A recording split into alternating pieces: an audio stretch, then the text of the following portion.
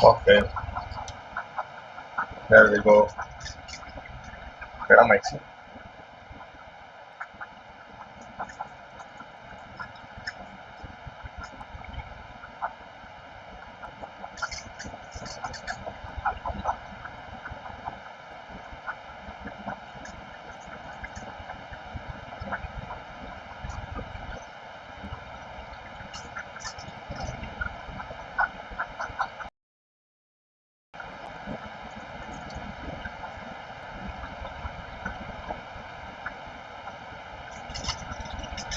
USB हो रहा है यूज। Okay,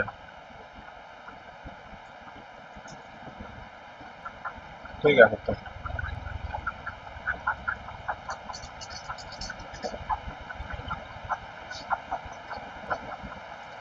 okay. मेरी आवाज आ रही है सब तक?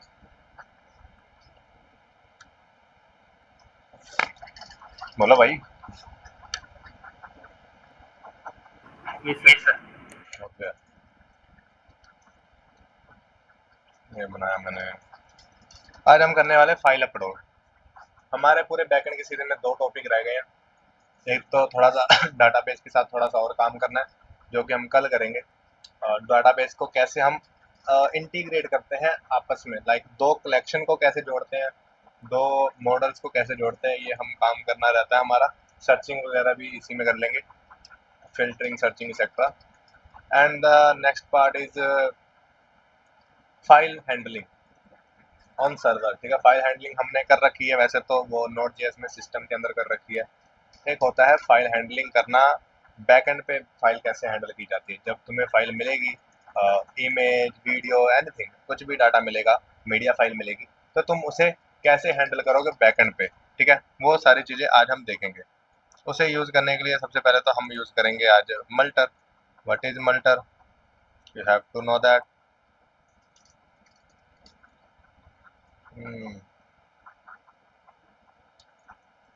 मल्टर ये स्टार्ट हुआ कि नहीं हुआ? कितना टाइम लगाएगा? तब तक मल्टर देख लेते हैं। ये रहा।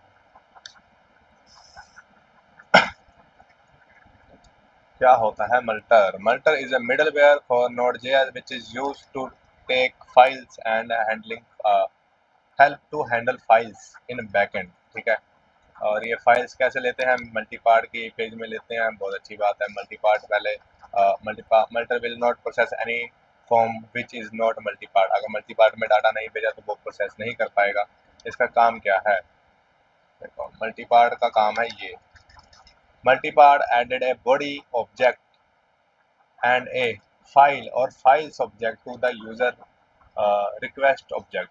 जो रिक्वेस्ट ऑब्जेक्ट हमें आती है सर्वर पे, उस रिक्वेस्ट ऑब्जेक्ट में कितना डाटा होता है? हमारे पास हेडर होता है, हमारे पास बॉडी होती है, हमारे पास मल्टीपल डाटा होता है। वहाँ पे एक डाटा और ऐड कर दिया जाएगा, जिसे कहते हैं फाइल या फाइल्स, जो भी है ना, कुछ भी ऐड कर दिया जाएगा। फाइल्स से हम फाइल एक्सेस कर पाएंगे, बस इतना सा। मल्टर एक और यूज केस हमें डाल देता है कि हम फाइल्स को एक्सेस कर सकते हैं इन द रिक्वेस्ट। ये काम है सारा। ठीक, ओके। और इसका यूज़ कैसे करना है? फ्रंट एंड में बस, अगर फ्रंट एंड पे कुछ यूज़ करना है तो जब भी तुमने रिक्वेस्ट भेजनी है, ऐसी रिक्वेस्ट भेजनी है और डाटा आ जाएगा। ठीक, और अगर बैक एंड पे कोड लिखना है तो this is the code. Simple है। यूज़ करते हैं, फिर पता लगेगा कितना सिंपल है ना।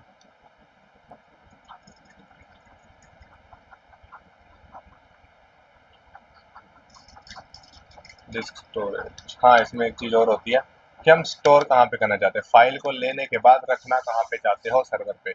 एक डिस्क स्टोरेज होती है, एक होती है मेमोरी स्टोरेज। या यहाँ पे मेमोरी स्टोरेज मतलब हम अपने डाटाबेस में रखना चाहते हैं, और डिस्क स्टोरेज मतलब हम अपने सर्वर पे ही, मतलब पीसी में ही रखना चाहते हैं। तो अगर आप डाटाबेस में रखना चाहते हो तो आप मेमोरी स्टोरेज यूज़ कर सकते हो। अगर आप लोकल पीसी पे रखना चाहते हो तो आप डिस्क स्टोरेज यूज़ कर सकते हो। Depends on you. ठीक है, मोस्ट ऑफ द टाइम अगर आप किसी और कॉन्टिनेंट, किसी और डाटाबेस में ऐड करना चाहते हो अपनी फाइल्स, लाइक क्लाउडिनरी और AWS का बकेट हो गया, तो वहाँ पे आप मेमोरी स्टोरेज यूज़ करते हो। और अगर आप लोकली पीसी पे अपने अटैच करना चाहते हो, कोई फाइल किसी फोल्डर में स्टोर करवाना चाहते हो, तो आप डिस्क स्टोरेज यूज़ करते हो। हम एक और चीज़ यूज़ करेंगे, अब याद आ ही गया तो, क्लाउडिनरी। क्लाउडिनरी भी यूज करके देखेंगे कि क्लाउडिनरी को क्यों यूज किया जाता है। क्लाउडिनरी एक काइंड ऑफ हमारे पास स्टोरेज होती है, जो क्लाउड स्टोरेज है, जहाँ पे हम मीडिया फाइल्स को अपलोड कर सकते हैं। जैसे हमारे पास मोंगोडीबी है जो हमारे पास टेक्स्ट डाटा स्टोर करने के लिए यूज किया जाता है, क्लाउडिनरी हमारे पास मीडिया फाइल्स को स्टोर करने के लिए यूज किया जाता है। ठीक है, इसका यूज केस भी बहुत अच्छा है, इसको भी यूज करके देखें। सबसे पहले तो इधर आ जाओ, और इधर आने के बाद npm एक फोल्डर बनाओ इधर, मल्टर। इसमें जाने के बाद मल्टर, फिर मल्टर में जाने के बाद हम कहाँ जाएंगे, npm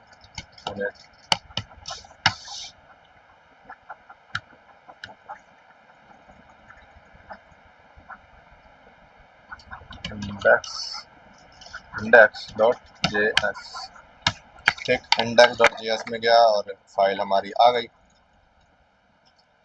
अब हम करेंगे क्या, हमने करना है एक्सप्रेस इंस्टॉल करना है यहाँ, npm i एक्सप्रेस एंड मल्टर, दो चीज़ें इंस्टॉल करनी है।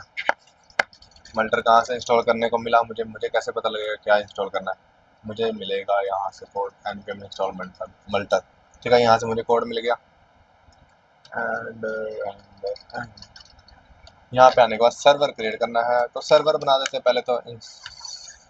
एक्सप्रेस रिक्वायर एक्सप्रेस, आ क्यों नहीं रहा? और यहाँ पे पहले तो सर्वर बना ही लेते हैं पूरा। const app is equal to express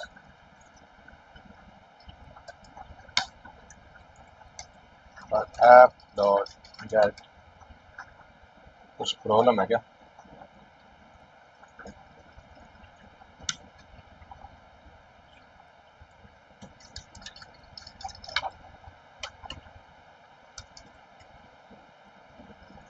चल क्यों नहीं रहा?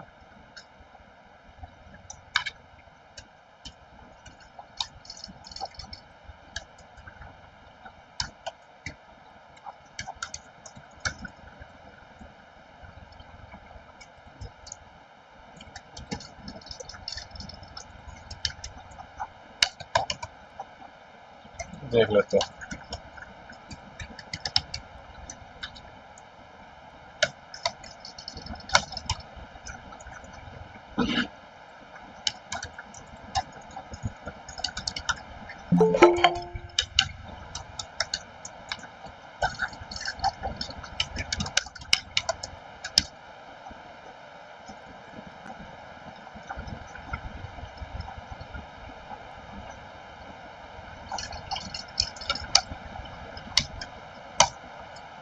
सर्वर इज रनिंग तो आ गया। और अगर मैं लोकल होस्ट 300 पे जाऊँ तो आएगा? नहीं आया। आई हैव अ डाउट, मैं क्लाउड पे चला रहा हूँ तो फिर क्लाउड का एड्रेस शो होना चाहिए। हाँ, लोकल चलाने के लिए लोकल एड्रेस, और क्लाउड पे चलाएंगे कैसे? हाँ भाई, क्लाउड पे कैसे चलाएंगे? जीपीटी करेंगे, लोकल ही चला लेते हैं यार। जीपीटी करते हैं, रुको। I haven't used that.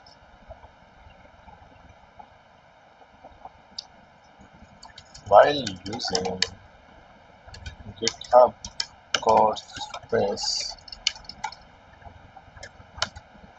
for Node.js backend server, how can we check the route is working on some port?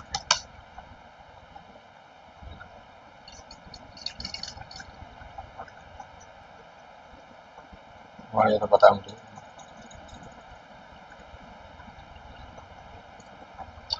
हाँ, look at the board on Workspace sidebar, both are program. Go to my side panel, if you are done graduate. अच्छा, ऐसा कुछ भी होता है? ऐसा कुछ तो नहीं है यहाँ पे।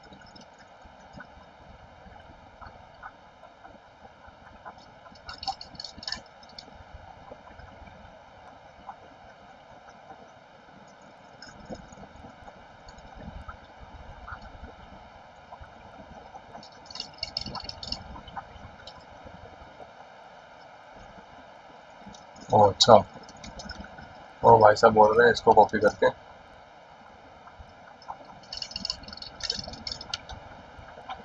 अगर नहीं हुआ तो हम लोकली कर लेंगे, वो तो करते ही आ रहे हैं, इसमें कोई डाउट नहीं।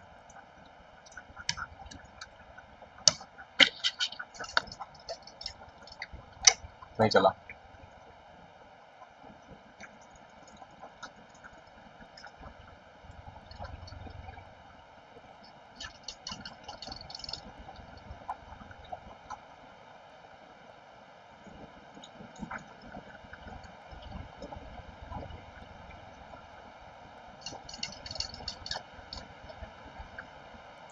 तो 300 फिर यूजर नेम फिर कोड स्पेस की आईडी। ओके, 300 फिर यूजर नेम जो कि मैं आता हूँ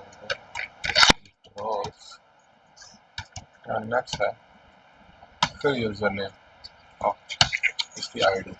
अबे मेरे कुछ और ही आ गया।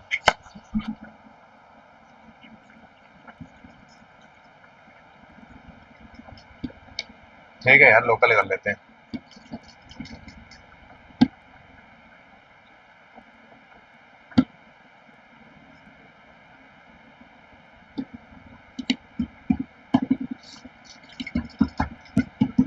मल्टर में गया, इंडेक्स डॉट जेएस की फाइल बनाई और बन गई। मल्टर में जाने के बाद उसको खोला इंटीग्रेटेड टर्मिनल में, जो कि इधर आएगा। ओपन और npm इतना कौन करेगा। ठीक, ये आ गया।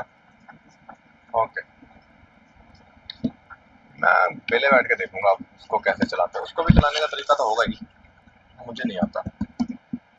एक्सप्रेस एंड मल्टर,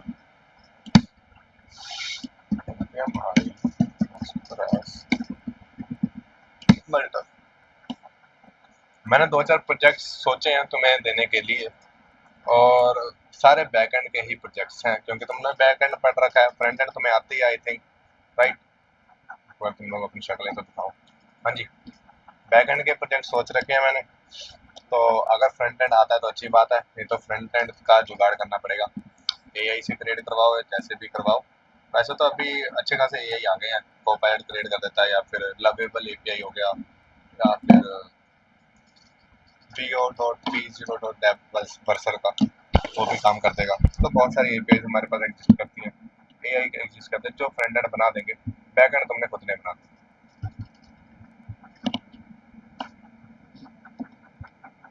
ओके, अब वहीं पे सेम कॉस्ट एक्सप्रेस रिक्वायर, हाँ यहाँ पे बात करते हैं।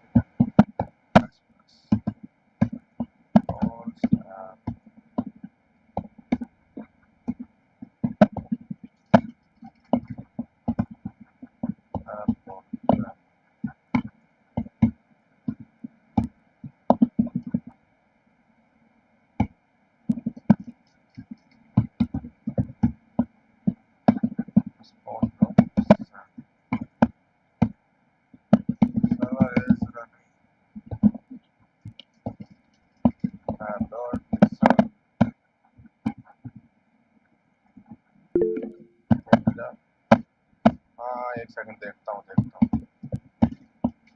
console dot log dot report 300।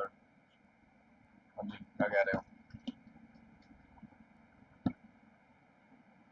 Sir? दोनों दे देना प्रोजेक्ट। अरे यार मैं ही दे दूंगा तो तुमने क्या सीखा। प्रोजेक्ट के लिए आए हो कि सीखने के लिए आए हो?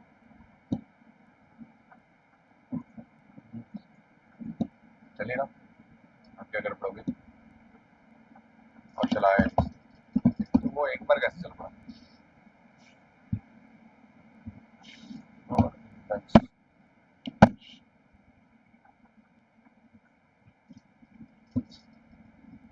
चल पड़ा।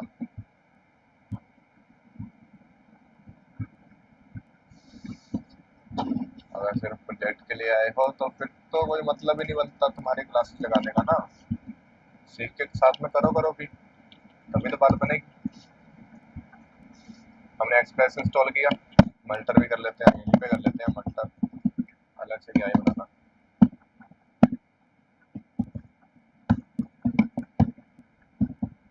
मल्टर भी इंस्टॉल कर लिया। अब हमारे पास काम है मल्टर को यूज करना। मल्टर को यूज कैसे करेंगे ये तो हमने पता ही नहीं। मल्टर को यूज करने के लिए हमारे पास वो गिवन कोड है, ये वाला नहीं, ये भी नहीं, ये भी नहीं, ये वाला। हाँ, डिस्क स्टोर। कहाँ पे स्टोर करवाना है? हमने डिस्क में स्टोर करवाना है, लोकली डिस्क में स्टोर करवाना है। बेसिक सी बात है, दोबारा बताता हूँ मल्टर क्या करता है। मल्टर करता है हमारे पास जब भी हमने कोई फाइल हैंडलिंग रिलेटेड वर्क करना है रिक्वेस्ट से, तो हम मल्टर यूज करते हैं। मल्टर क्या करता है, हमारे रिक्वेस्ट में फाइल्स को भेजने की कैपेबिलिटी डाल देता है। ठीक है, वो रिक्वेस्ट में एक और की जोड़ देता है जिसे कहते हैं फाइल, और उसमें हम फाइल्स को टेक कर लेते हैं। ठीक है, सर्वर पे टेक कर लिया, फिर उसके बाद उसको अपने सर्वर पे स्टोर करवाना है, मेमोरी में स्टोर करवाना है, वो सब आपके जिम्मे पे है। ठीक है, तो आप जहाँ पे भी स्टोर करवाना चाहते हो उसका कोड आपको मिल जाएगा। हमने करना है डिस्क पे स्टोर। डिस्क पे स्टोर करना मतलब सर्वर पे ही स्टोर करवाना, और सर्वर पे स्टोर करवाने के लिए यहाँ पे होते हैं डिस्क स्टोरेज, ये अपने ही लोकल स्टोरेज पे स्टोर करवा देता है और उसको यूज करेंगे। अगर आप सर्वर पे भेजना चाहते हो, किसी और डाटाबेस पे भेजना चाहते हो, तो आपको वो मेमोरी स्टोरेज यूज करना पड़ेगा और कुछ नहीं, बस इतना सा काम। अभी हमने ये उठाया, हम करेंगे डिस्क स्टोरेज पे स्टोर अपना डाटा। ठीक, ओके, ये उठाया और इसको डाल दिया यहाँ पे। हाँ, ओके, ये कर क्या रहा है? ठीक, अभी हमने कॉपी पेस्ट किया बट हम समझेंगे कि ये कर क्या रहा है। ये कर रहा है मल्टर हमने इंपोर्ट किया, मल्टर से डिस्क स्टोरेज हमने एक फंक्शन लिया, और इस फंक्शन में दो चीजें जाएंगी। एक तो डेस्टिनेशन, डेस्टिनेशन मतलब हमारा जो फाइल है वो सेव कहाँ पे होगा। आप यहाँ पे एक फोल्डर बनाओ, कुछ भी बनाओ, यहाँ पे एक मैंने अपलोड कर दिया, अपलोड, एंड यहाँ पे अपलोड ही बना दिया। ठीक है, एक फोल्डर बनाया जिसका नाम है अपलोड्स। तो यहाँ पे आप अपलोड्स कर सकते हो, डॉट भी लगाना चाहिए मुझे वैसे पहले से, एंड या अपलोड्स, राइट, अपलोड्स में जाएगा। ठीक है, डेस्टिनेशन ये है, और यहाँ पे नल क्यों आया ध्यान से देखो। जो डिस्क स्टोरेज है उसके अंदर दो चीज़ें जाती हैं, एक तो हमारी लोकेशन, ठीक है, स्टोरेज, और दूसरा फाइल नेम, यहाँ पे लिखा हुआ है।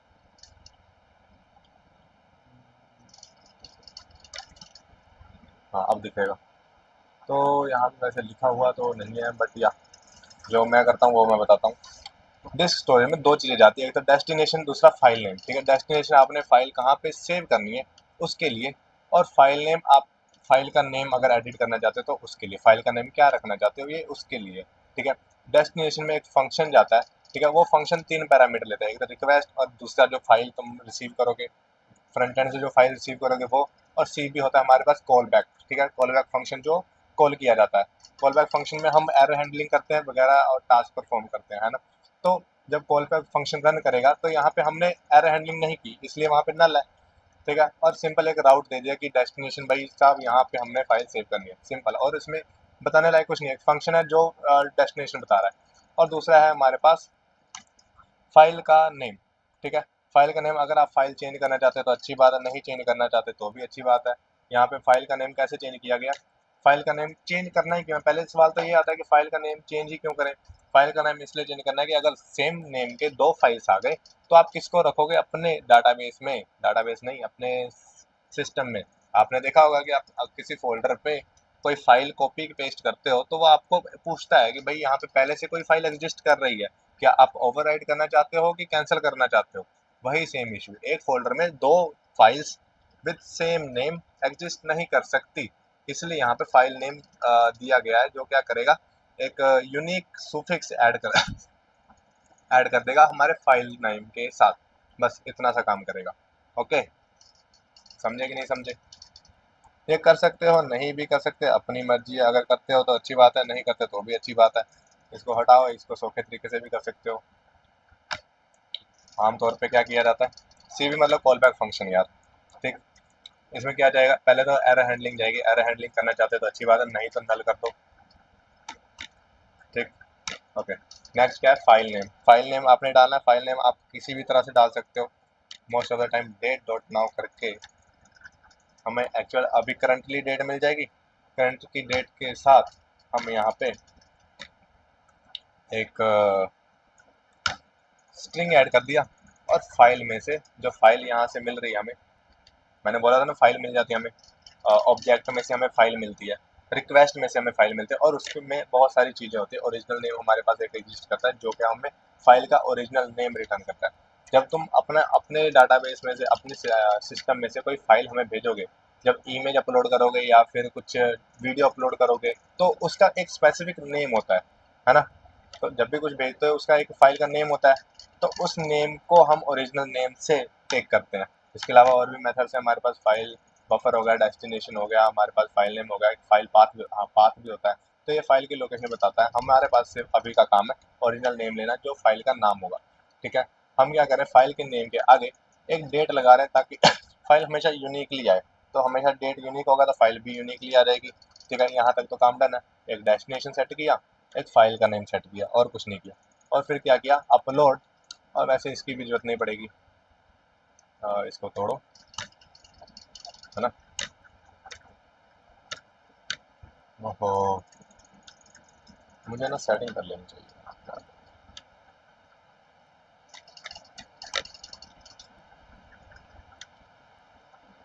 फॉर्मेट से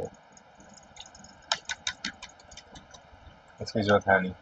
अगर आप ES6 यूज़ कर रहे हो या फिर कोई पुराने फीचर्स में ऐसा होता था कि 2 बार लिखना पड़ता था। अगर सेम ही है दोनों वेरिएबल की वैल्यू सेम है तो 2 बार स्टोरेज लिखने की जरूरत नहीं है, एक ही बार करोगे तो हो जाएगा काम, ठीक है।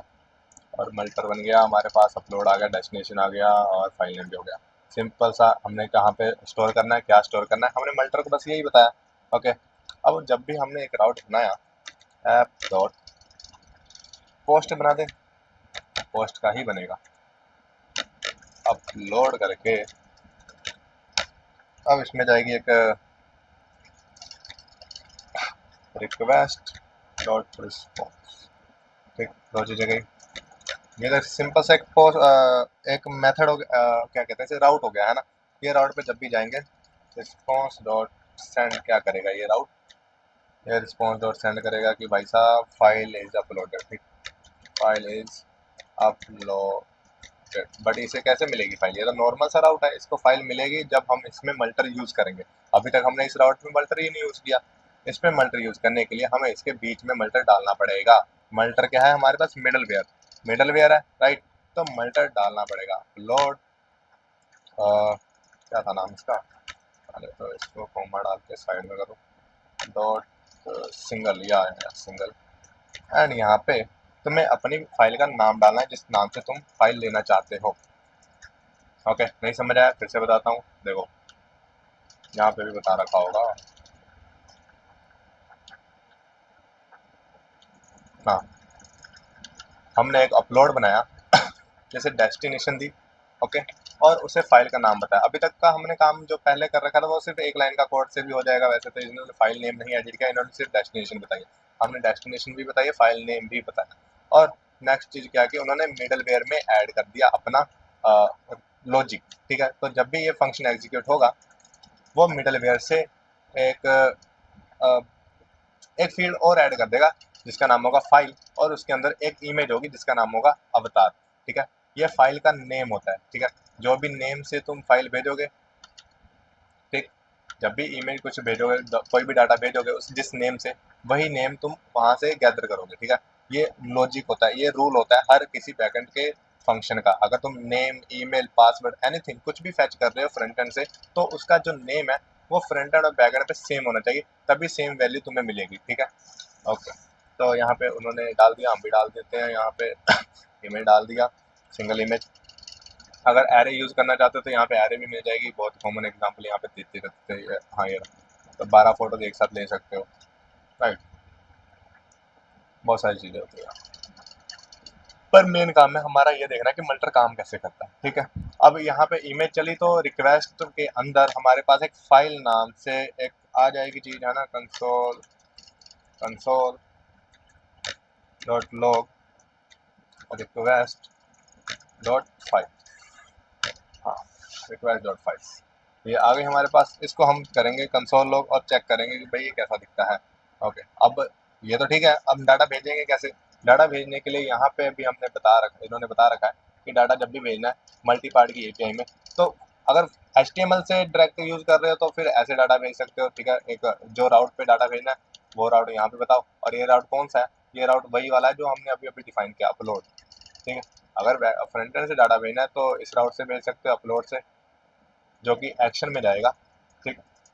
और मेथड पोस्ट जो हमें पता ही है, और इनक्रिप्टेड हो जाएगा multi part. Okay, this is the normal way of doing communication between front end back and. HTML से सीधा सर्वर पे कॉल करनी पड़ेगी तो हमें फॉर्म यूज़ करना है, ठीक है। HTML से अगर सीधा फ्रंट एंड पे कॉल करनी है तो हमें ये यूज़ करना है,